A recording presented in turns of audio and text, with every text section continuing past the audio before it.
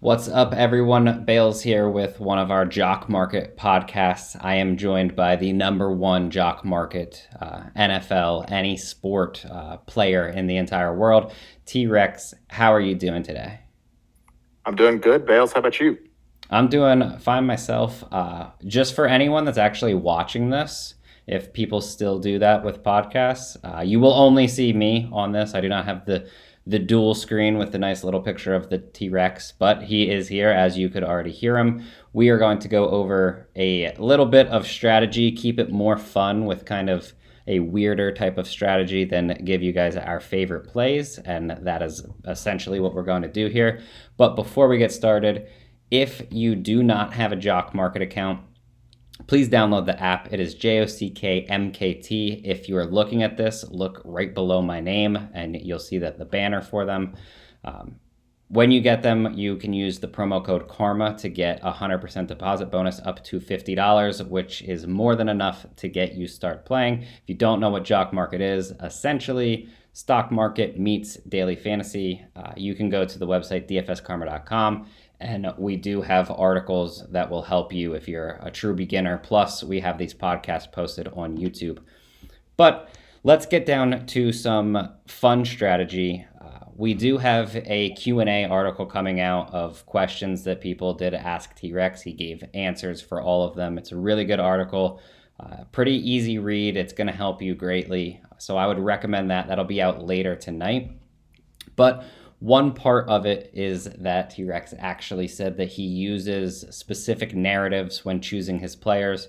So that essentially means revenge game, birthday game, stuff like that. So we just kind of wanted to go over, and I wanted to hear from T-Rex to see exactly how much he puts into those narrative games and kind of what his favorite ones are. So I guess that's the question. How much do you put into each narrative, and what are some of the specific narratives that you do like to use?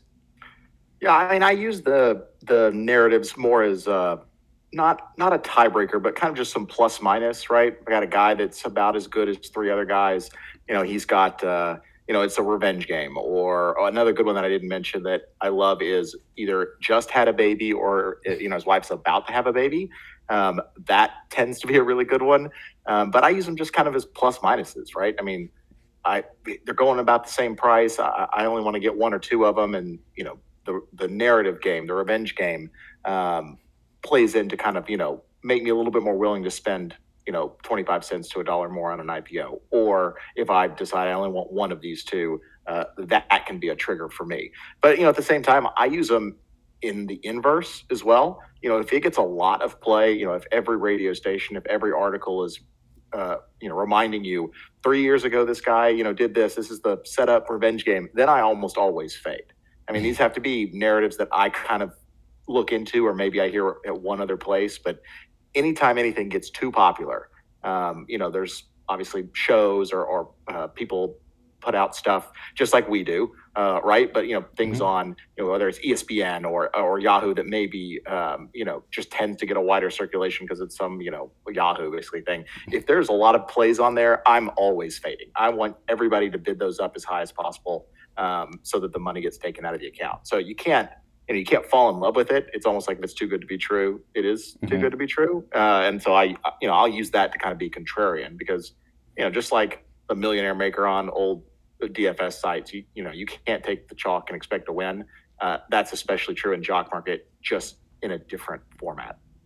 Yeah, that completely makes sense. Before we move on to the plays that each of us like, is there a narrative that you specifically like? Like, let's say there's two guys that you want, and both of them have a narrative. Is there one narrative that you're going to be all over? Like, do you like the revenge game more than the upcoming baby, or does it No, not no, really I think I matter? like I like external things more than internal, right? So external things, had a baby or is about to have a baby, um, birthday, but that's not as key. Sometimes things like like an unfortunate like passing of a parent, right? And they're Mm-hmm. playing 3 days later. It's I think like Michael Jordan did that.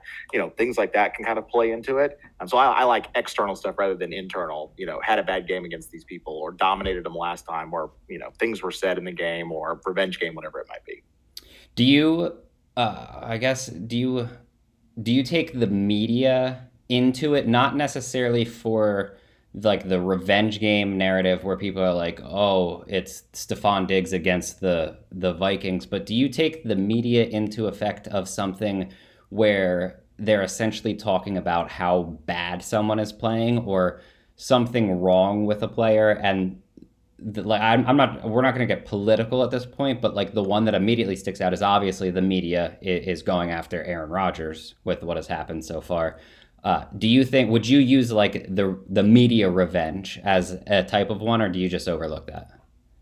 Yeah, no, I would. I think it depends on the player. I mean, I think if Rodgers, whatever reason, like however miracle he could pass all these tests, right, and could play on Sunday, I think he'd have an enormous game, right? Because he's the type of guy that's kind of like, F you to the rest of the world. We've all found, everybody used to like him. He's on every commercial, but now we're all finding out he may not be the greatest guy in the world to hang out with. I think that, yeah, players like that feel scorned for whatever reason on things that doesn't have anything to do with their football. Yeah, I like ideas like that. Anytime somebody can get extra motivated, I think plays into it, because I think they're usually going to get priced at the type of player or value of player without the narrative. The narrative can just kind of give me one more reason to go. That completely makes sense, especially when you consider like really how good all of these players are. It's just kind of the extra motivation could take them to the next level, really, compared to the guy that's just out there, not necessarily collecting his paycheck on Sunday, but essentially doing that. Yeah, and I do, I do all kinds of narrative, just things, this is a hard deal to, pick, if you were tasked with, you got to pick you get 10 guys out of the 120, right? And they got to land in the top 20 and money was no object, you'd still never be able to do it. I mean, that would be one of the hardest things to do in the world. And so you kind of have to find reasons for somebody that's going to do something. Another thing I do is kind of like your regression or positive regression stuff. That's why I've been on Jacoby Myers forever, although it just seems like he's never going to score. That touchdown eventually. But somebody that's good, that's 3 games they haven't scored, but they're getting targets. Like, I might go all in there just to think, the odds are it has to be there. Same reason why I would say for 3 or 4 weeks I haven't taken Pat Mahomes, just because you just can't be that good in this league consistently. Eventually people catch up, or eventually things happen. Kind of riding the streaks. I'm the guy that if you see, in the casino and they got that roulette board, it says the last 10 rolls have been red. I am the guy that goes and bets red. Everybody else wants to go bet black, but I love playing the contrarian. I'm going to go take the red, because why not? Those boards don't mean anything.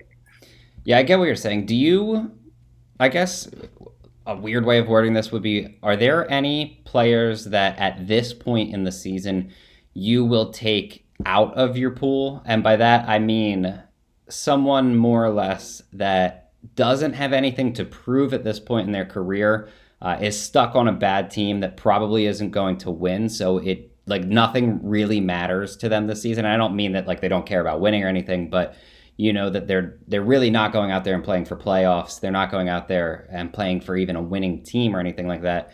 And I guess like 2 guys that kind of stick out. One would be like Marvin Jones. Like at this point in his career, does he really need to go out there and give it his all at this point in the season for Jacksonville? And then a second one would be like Brandon Cooks, because obviously it seems that he's pretty pissed off that they didn't trade him. And now he's kind of just in no man's land with Houston for the rest of the season. Are those guys that you would remove? Or do you think it just comes down to a weekly basis and you're not necessarily going to get off of someone for a specific narrative? Yeah, I don't know if I'd ever completely get off. I mean, I would say the closest person to that would be like Allen Robinson, right? I don't think I've played him all year, and I don't think I ever will. Yeah, that makes sense. Just because I think whatever's going on there isn't working, and they haven't figured out how to fix it after 8 games, and so I don't think it's going to get fixed. But just like your season-long fantasy, I mean, garbage time points count just as much as real time points. That's usually smaller than like the normal game script of a game, but it just takes one catch for a wide receiver for 65 yards, in one play, whether it's the end of the half or kind of a scramble fake punt type of thing on 4th down, and that they score, and that rockets them up the leaderboard. So it's just kind of those happen. You kind of have to be ready. I would say I more use it to fade. Somebody that has been hot 3 or 4 weeks in a row, pricing histories on the IPO are trending upwards. And I just don't think it's sustainable because I just don't think in the modern age, it's just so hard for players to dominate for 6 straight weeks because they get film. These guys are, these coaches or analytics are good. They find a way to make it difficult. And maybe that guy, comes back 2 weeks later. But anytime there's a long streak, I'm almost always off the streak. No, that makes complete sense to me. I think that's enough narrative talk. We actually went over that significantly more than I was anticipating. But time to give you guys some plays. So I guess what's your favorite play at the moment for NFL this Sunday? Yeah, this week is hard. I mean, first there's a lot of like injury that I haven't quite figured out yet on where people are going to go. But I I feel like Cincinnati has been obviously was excellent for 3 or 4 weeks, and then they kind of were a little down, or they're starting to spread the ball out. I mean, I like Jamar Chase again as long as it's just not absurd. I think it's a perfect deal. But somebody that's also high up that, at least in my own rankings and when I use other projections, doesn't seem to. I get like a positive delta on where I'm ranking it versus where I feel like other people are ranking it is New Orleans. Kamara is one, although Kamara tends to go high even if it's a bad deal. But I like a lot of that action. I like Callaway. I feel like at some point that's a bounce back. But if Kamara is not as expensive as he normally is tomorrow, I may have the majority of the shares. Yeah, I agree with you. I really like Kamara. I want to also like the rest of the offense because obviously Atlanta's defense is not good. It's just so hard trusting Trevor Siemian, right? I know. Well, but at least, that's why I think Kamara is even better because at least for me, I just assumed Taysom Hill was going to start. Yeah, so then same. you think he's running it in the 5 and 10 yard line or whatever it is, and I just hadn't been paying attention because I just assumed it, and I saw it this morning that Trevor Siemian was in the main slate, and I'm thinking, why is Siemian there? I'm like, oh, he's actually going to start. I think that puts Kamara back in the table, and kind of like Mike White or some of these other quarterbacks that have come in for 1 or 2 weeks, like they could throw the ball, and wide receivers can do really, really well. Yeah, no, I agree. I think that they're going to be undervalued. Kamara, obviously, for me, is going to be the top option in that offense. I don't think anyone's really that close, but I was looking at two guys. I have a really tough time deciding between the two. The first is Justin Jefferson. He's obviously, coming off of a terrible game against Dallas, but before that, he's been super consistent, but he hasn't really had that blow up game like we kind of got used to during his rookie season. So I do feel like he's still in a good spot where I don't necessarily think he's going to see 4 targets again. Baltimore, I remember the week that they played Cincinnati. I believe that was the week that I mentioned Jamar Chase on here. I think it was. Yeah, well, his yak ability is outstanding. Justin Jefferson leads Minnesota in yards after the catch per reception. So I feel like just going back to that type of a situation 100% makes sense where Baltimore's going to miss tackles.